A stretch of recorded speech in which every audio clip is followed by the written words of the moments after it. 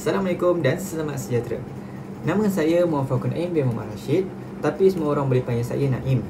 Saya berumur 19 tahun dan saya berasal dari Pontian, Johor, yang merupakan salah satu tempat yang perlu dikunjungi. Sekarang, saya merupakan salah seorang pelajar dalam jurusan Pentadbiran Perniagaan di Fakulti Ekonomi dan Pengurusan Universiti Kebangsaan Malaysia UKM. Saya memilih jurusan ini kerana saya mempunyai minat yang mendalam terhadap dunia perniagaan.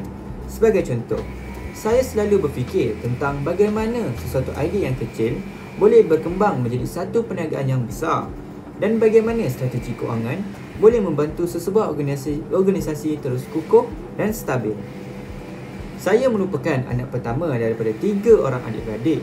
Jadi, secara tak langsung, saya dah terbiasa memikul tanggungjawab sejak kecil. Kadang-kadang, saya memang berasa penat, tetapi daripada situ saya belajar banyak perkara. Misalnya, saya dapat belajar tentang kepimpinan, kesabaran dan bagaimana hendak menjadi contoh yang baik untuk adik-adik saya. Selain itu, saya merupakan seorang yang suka mendengar muzik. Bagi saya, muzik bukan sekadar hiburan, tetapi juga peneman apabila saya memerlukan semangat atau inspirasi.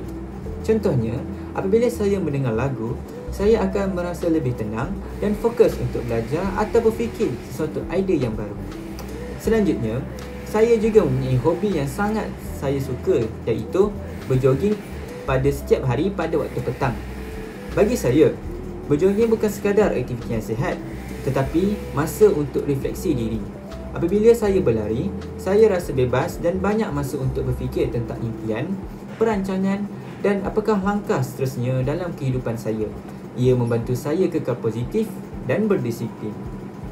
Apabila bercakap tentang cita-cita pula, saya ingin menjadi seorang usahawan yang berjaya. Tetapi bagi saya, kejayaan bukan sekadar tentang keuntungan semata-mata. Saya hendak membina perniagaan yang boleh memberi manfaat kepada orang lain.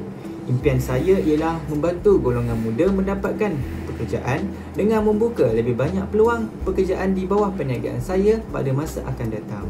Saya hendak mewujudkan satu platform di mana anak muda boleh belajar, bekerja dan berkembang bersama-sama.